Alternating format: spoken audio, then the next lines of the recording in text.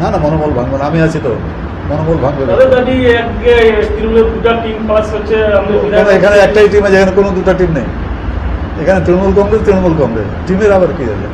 মমতা বন্দ্যোপাধ্যায়ের নেত্রী আমাদের। অনেকে বলছে ঋতব্রতর যে দলটা সেটা বিজেপির সমর্থনই আছে। কোনো বিজেপির সমর্থনে কিছু নাই। হাউসের ভিতরে একটা সমস্যা হয়েছিল যে কে এলওপি হবে, কে চিফ হুইপ হবে, সেটা নিয়ে একটা সমস্যা দাঁড়িয়েছিল। কোর্টে পর্যন্ত মামলা মোকদ্দমা হয়েছে। তো সেই কারণে একটা হাউসের ভিতরে একটা সমস্যা হয়েছিল বলে সেই পরিস্থিতিটা এসেছে। আর এমনি সাংগঠনিক কোনো অসুবিধা নেই। আমরা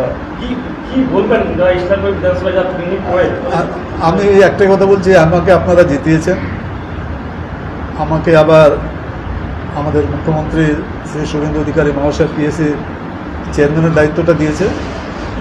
আশা করছি এলাকায় কাজটা করব, আর সংগঠনটা আমরা সবাই মিলে আমরা সংগঠনটা দেখব, কোনো অসুবিধা হবে না।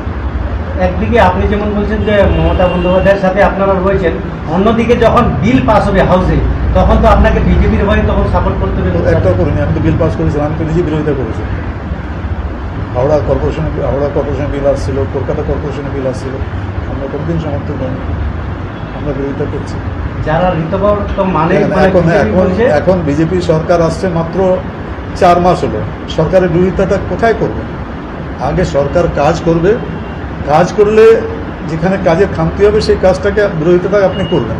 এখন তো সরকার আসার সময় হলো মাত্র 4 মাস, এখন বিরোধিতা করার পরিসরটা অনেক ছোট আছে, যেহেতু মাত্র 4 মাস সরকারে হয়েছে। কিন্তু এবার একটা সুবিধা হয়েছে, স্পিকার মহাশয় একটা জিনিস করেছেন যে টিভিতে মানে লাইভ ফরকাস্ট হচ্ছে, বিধানসভার ভিতরে কে কি বক্তব্য রাখছে।